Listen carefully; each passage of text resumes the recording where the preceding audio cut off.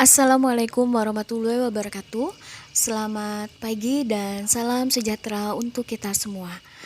Perkenalkan, kami dari kelompok 5. Di sini kami akan membahas mengenai analisa kebijakan fiskal.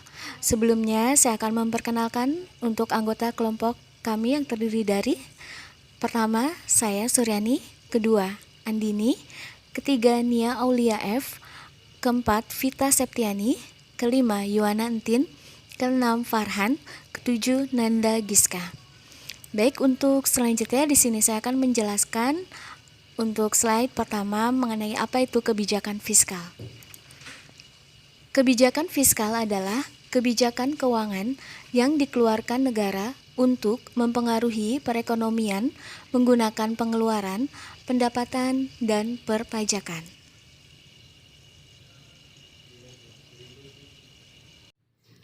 Selamat pagi, Pak Dikson dan teman-teman semuanya. Saya Andini. Saya akan melanjutkan presentasi berikutnya mengenai instrumen kebijakan fiskal. Di sini terdapat beberapa instrumen kebijakan fiskal. Yang pertama, kebijakan perpajakan; kedua, kebijakan pengeluaran pemerintah; ketiga, kebijakan pembiayaan defisit; yang keempat, kebijakan utang publik; kelima, budgeting. Selanjutnya, tujuan kebijakan fiskal. Peran dan tujuan kebijakan fiskal di berbagai negara berbeda-beda, tetapi tujuannya adalah pengelolaan ekonomi melalui pengaruh output agregat atau PDB real. Tujuan-tujuan ini berubah seiring dengan tingkat perkembangan ekonomi dan mencangkup: yang pertama, tingkat harga; kedua, mengontrol tingkat inflasi; ketiga, mendorong investasi; keempat, mengurangi kesenjangan regional; kelima, meningkatkan output industri atau pertanian; keenam, mengontrol konsumsi; dan yang ketujuh, memastikan distribusi sumber daya yang setara. Saya Nia Aulia akan melanjutkan presentasi sebelumnya. Ada 3 jenis kebijakan fiskal. Di antaranya, yang pertama, kebijakan fiskal seimbang. Kebijakan ini biasanya dilakukan ketika ekonomi tidak dalam resesi atau ekspansi. Jumlah pengeluaran defisit pemerintah kira-kira sama dengan rata-rata dari waktu ke waktu. Jadi tidak ada perubahan yang terjadi yang akan berdampak pada tingkat kegiatan ekonomi. Kedua, kebijakan fiskal ekspansif. Kebijakan ini paling banyak digunakan di banyak negara untuk merangsang pertumbuhan ekonomi. Pemerintah akan membelanjakan uang lebih banyak, memotong pajak, atau keduanya. Tujuannya adalah untuk menaruh lebih banyak uang ke tangan konsumen, sehingga mereka membelanjakan lebih banyak. Meningkatnya permintaan memaksa bisnis untuk menambah pekerjaan untuk meningkatkan pasokan. Yang ketiga, kebijakan fiskal kontraktif. Kebijakan ini jarang digunakan. Tujuannya adalah untuk memperlambat pertumbuhan ekonomi dan membasmi inflasi. Dampak jangka panjang dari inflasi dapat merusak standar hidup masyarakat akibat resesi. Alat kebijakan yang digunakan secara terbalik. Pajak dinaikkan dan pengeluaran dipotong. Selanjutnya, analisis mengenai penerimaan negara. Penerimaan negara terdiri dari penerimaan dalam negeri, pemerintah, dan hibah. Penerimaan dalam negeri pemerintah menurut buku Dumairi terdiri atas penerimaan perpajakan, yaitu pajak dalam negeri berupa PPh, PPN, PPNBM, PBB, BPHTB, pajak lainnya, dan cukai. Berdasarkan penelitian Parmadi, dilihat dari struktur pajak di Indonesia sudah mulai didominasi oleh pajak langsung. Meskipun pajak tidak langsung nilainya masih cukup besar, sementara perbandingan penerimaan perpajakan terhadap produk domestik bruto atau tax ratio terus mengalami peningkatan yang berarti. Salah satu aspek penting dalam usaha meningkatkan penerimaan pajak adalah pembaharuan sistem perpajakan haruslah makin mengarah pada terwujudnya prinsip keadilan dari pemungutan pajak. Keadilan pajak ditentukan oleh pihak yang menanggung beban akhir tax incidence akibat pengenaan pajak dalam perekonomian dan struktur tarif. Klasifikasi pajak menurut Friedlander menjadi 2 golongan, yaitu pajak langsung direct tax dan pajak tidak langsung indirect tax. Beberapa sumber penerimaan pajak penghasilan atau PPh adalah PPh badan dan PPh orang pribadi, di mana masing-masing mempunyai kontribusi yang penting dan strategis dalam menentukan penerimaan pajak secara keseluruhan. Penerimaan pajak dalam struktur pendapatan negara di Indonesia terdiri dari penerimaan pajak dalam negeri dan pajak perdagangan internasional. Ya, bisa dilihat dari tabel asumsi dan realisasi makroekonomi APBN. Perkembangan perekonomian global dan domestik memengaruhi dinamika penyusunan kebijakan dan realisasi fiskal pemerintahan pusat tahun 2017. APBN 2017 yang ditetapkan pada November 2016 dibangun atas dasar asumsi pertumbuhan ekonomi 2017 yang meningkat menjadi 5,3%. Dari realisasi 2016 sebesar 5%. Asumsi pertumbuhan ekonomi yang meningkat kemudian memengaruhi asumsi inflasi yang diperkirakan juga naik menjadi 4,7%. Namun, dinamika perekonomian mendorong terjadinya perubahan beberapa asumsi makroekonomi tersebut.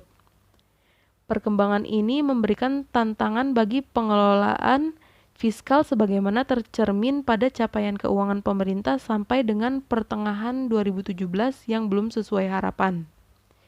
Merespon perkembangan dan tantangan perekonomian tersebut, pemerintah melakukan penyesuaian anggaran sebagaimana tertuang dalam APBN Perubahan 2017 atau disingkat APBNP.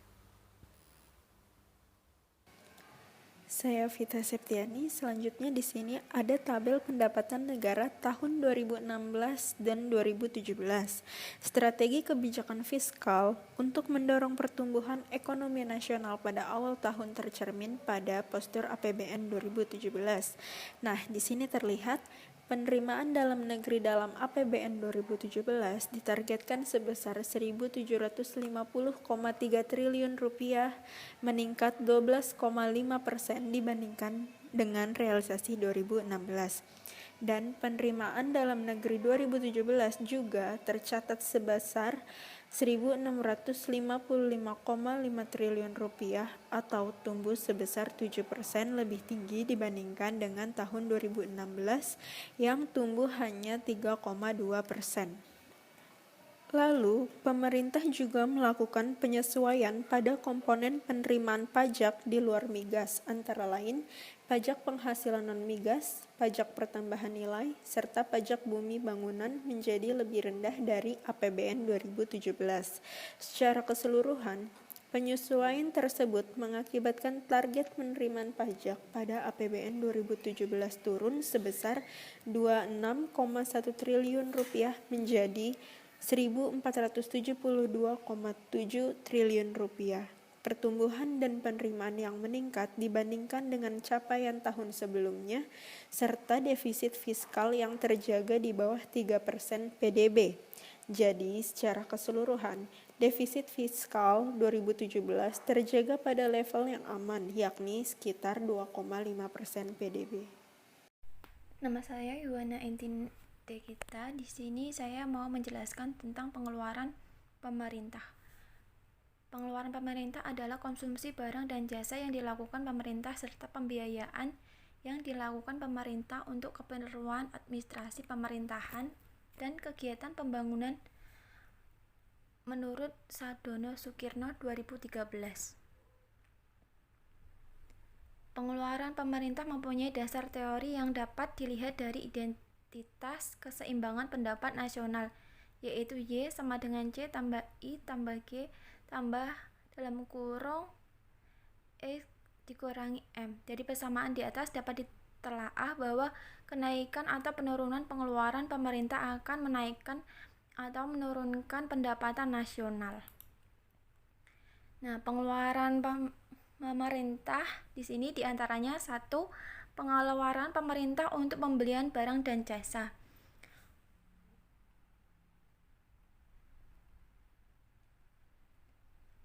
Pengeluaran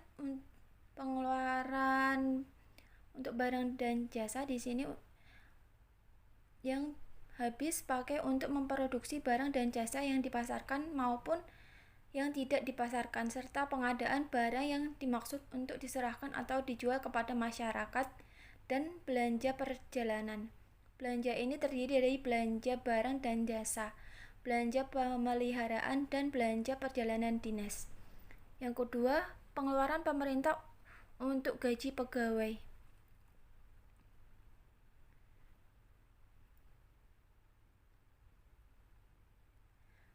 Yang mana pengeluaran merupakan kompensasi terhadap pegawai baik dalam bentuk uang atau barang yang harus dibayarkan kepada pegawai pemerintah di dalam maupun di luar negeri, baik kepada pejabat negara, pegawai negeri sipil, dan pegawai yang dipekerjakan oleh pemerintah yang belum berstatus PNS sebagai imbalan atas pekerjaan yang telah dilaksanakan, kecuali pekerjaan yang berkaitan dengan pembentukan modal.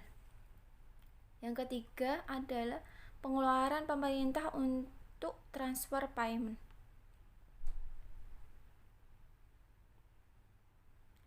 Di sini yaitu untuk belanja bagian pemerintah pusat berupa pembagian dana APBN kepada pemerintah dalam rangka melaksanakan otonomi daerah yang besarnya berdasarkan perhitungan berdasarkan kriteria yang diterapkan dengan undang-undang dan peraturan-peraturan belanja daerah terdiri atas dua kelompok besar, yaitu dana parimbangan merupakan pengeluaran atau alokasi anggaran untuk pemerintah daerah berupa dana bagi hasil, dan alokasi umum dan dana alokasi khusus yang ditunjukkan untuk keperluan pemerintah daerah, dan dana otonomi khusus dan penyesuaian merupakan pengeluaran alokasi anggaran untuk pemerintah daerah berupa dana otonomi khusus dan dana penyesuaian yang ditujukan untuk keperluan pemerintah daerah. Mekanisme belanja pemerintah pusat diatur dan diterapkan oleh Kementerian Keuangan, sedangkan belanja daerah mengikuti mekanisme yang diterapkan oleh masing-masing pemerintah daerah. Perpajakan yang dikeluarkan pemerintah pada tahun 2020 saat pandemi COVID-19 telah berdampak terhadap perlambatan pertumbuhan ekonomi nasional, penurunan penerimaan negara, dan peningkatan belanja negara dan pembiayaan. Pemerintah berusaha melakukan penyelamatan kesehatan dan perekonomian nasional, salah satunya dengan memberikan kebijakan pajak. Yang pertama, penurunan PPh badan secara bertahap. Untuk mempertahankan badan usaha dalam pandemi COVID-19 dan menyediakan kemampuan pengembangan usaha, maka memberikan intensi bagi pajak untuk go publik dan menjual 40% saham di lantai bursa. Tarif umum PPh badan turun dari 25% menjadi 22% pada tahun 2020 dan 2021, 20% mulai 2022. Tarif PPh pada badan masuk bursa atau persyaratan tertentu menjadi 3% lebih rendah dari tarif umum sehingga menjadi 19% pada tahun 2020 dan 2021, 17% mulai 2020. Yang kedua, perlakuan pajak kegiatan perdagangan melalui sistem elektronik. Untuk memberikan keadilan dan kesetaraan dalam berusaha di tengah social distancing akibat pandemi COVID-19, perpajakan akan dilakukan terhadap kegiatan usaha yang tumbuh karena keterbatasan transaksi konvensional melalui tatap muka. Berikut apa saja yang diatur mengenai pengenaan PPN atas impor barang tidak berwujud dan jasa. Pengenaan PPh atau pajak transaksi elektronik atas kegiatan perdagangan melalui sistem elektronik yang dilakukan oleh subjek pajak luar negeri yang memenuhi ketentuan kehadiran signifikan. Yang ketiga, perpanjangan jangka waktu. Untuk memberikan waktu yang cukup bagi wajib pajak dan DJP dalam memenuhi kewajiban masing-masing selama periode kahar akibat pandemi COVID-19. Bagi wajib pajak, permohonan keberatan diperpanjang menjadi 9 bulan. Bagi DJP, perpanjangan jangka waktu penyelesaian pertama permohonan restitusi melalui pemeriksaan menjadi 18 bulan. Kedua, permohonan keberatan menjadi 18 bulan. Ketiga, permohonan pengurangan atau penghapusan transaksi administrasi menjadi 12 bulan. Yang ketiga, permohonan pengurangan atau pembatalan ketepatan pajak atau pembatalan hasil pemeriksaan menjadi 12 bulan. Selanjutnya, khusus untuk penyesuaian pencairan lebih bayar pajak diperpanjang 1 bulan dari sebelumnya, 1 bulan menjadi 2 bulan.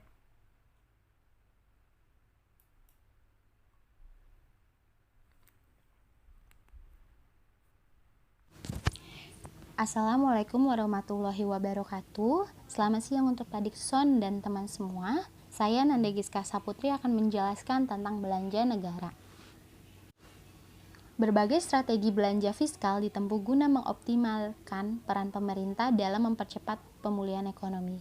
Strategi dilakukan melalui peningkatan kualitas belanja dengan tetap menjaga keseimbangan stimulus fiskal jangka pendek dan jangka panjang.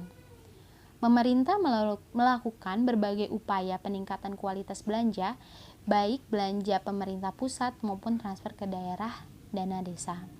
Upaya tersebut ditempuh melalui optimalisasi alokasi subsidi, energi, dan efisiensi belanja barang, sehingga memberikan ruang pada peningkatan alokasi belanja untuk fungsi perlindungan sosial, pendidikan, kesehatan, serta infrastruktur. Berikut yang kita bisa lihat adalah grafik penyerapan belanja negara. Pada grafik tersebut dapat dilihat bahwa pada tahun 2017 lebih baik dibanding tahun 2016, sehingga realisasi belanja negara terhadap APBNP juga lebih tinggi. Kondisi ini terlihat pada belanja pemerintah pusat TKDD yang masing-masing tumbuh 9,2% dan 4,5% pada 2017. Salah satu strategi pemerintah untuk mengoptimalkan stimulus belanja jangka pendek ditempuh melalui peningkatan dan perbaikan distribusi subsidi energi. Hal ini dilakukan untuk mengimbangi dampak peningkatan jumlah subsidi energi yang disebabkan penyesuaian parameter subsidi energi, serta diimbangi dengan upaya perbaikan pada penyaluran subsidi.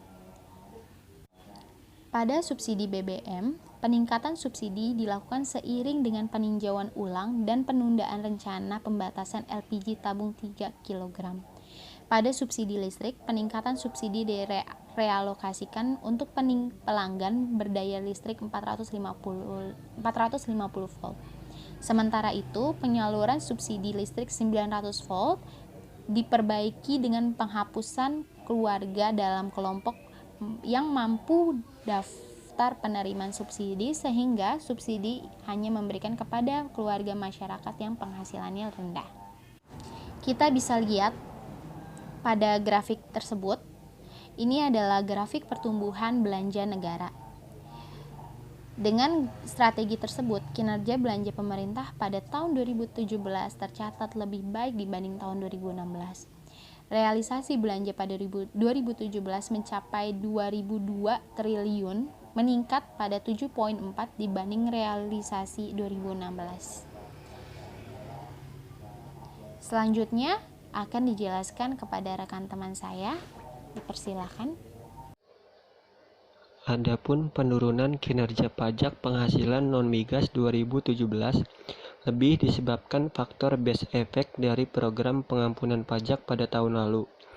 Pada tahun 2016, tingginya penerimaan PPh non-migas didorong oleh penerimaan dari program pengampunan pajak pada tahap 1 dan tahap 2 yang cukup signifikan sebesar 114 triliun rupiah. Sementara pada tahun 2017, program pengampunan pajak tahap 3 yang berakhir pada Maret 2017 menghasilkan dana tebusan sebesar 21 triliun rupiah. Dengan demikian, Jumlah keseluruhan dana program pengampunan pajak yang diterima dari tahap 1 hingga tahap 3 tercatat sebesar 135 triliun rupiah. Hubungan kebijakan fiskal dengan pertumbuhan ekonomi Indonesia, penurunan pajak maupun peningkatan belanja pemerintah memiliki multiplier efek penggandaan terhadap pendapatan output perekonomian suatu negara. Alasannya ialah pendapatan yang lebih tinggi menyebabkan konsumsi yang lebih tinggi, kenaikan belanja pemerintah menyebabkan meningkatnya pendapatan, kemudian meningkatkan konsumsi yang selanjutnya meningkatkan pendapatan, kemudian meningkatkan konsumsi dan seterusnya. Besarnya pengganda belanja pemerintah yaitu jika MPC 0,6, kenaikan belanja pemerintah sebesar 1,00 rupiah akan meningkatkan pendapatan ekuilibrium sebesar 2,50 rupiah. Sementara itu, besarnya pengganda perubahan pajak yaitu delta Y dibagi delta T sama dengan minus MPC dibagi 1 dikurang MPC. Jika MPC 0,6, penurunan pajak sebesar 1,00 rupiah akan meningkatkan pendapatan ekuilibrium sebesar 1,50 rupiah. Tanda negatif mengindikasikan pendapatan yang bergerak ke arah berlawanan dari pajak. Itulah mengapa kebijakan fiskal berkaitan erat dengan pertumbuhan ekonomi. Kesimpulannya adalah pendapatan negara pada tahun 2017 lebih besar daripada 2016. Oleh karenanya, dengan kebijakan fiskal tersebut menjadikan stimulus perekonomian negara, dan dampaknya yaitu membangkitkan gairah ekonomi negara dengan berbagai cara, baik investasi, pembangunan konstruksi, menciptakan kesempatan kerja, dan meningkatkan stabilitas perdagangan internasional.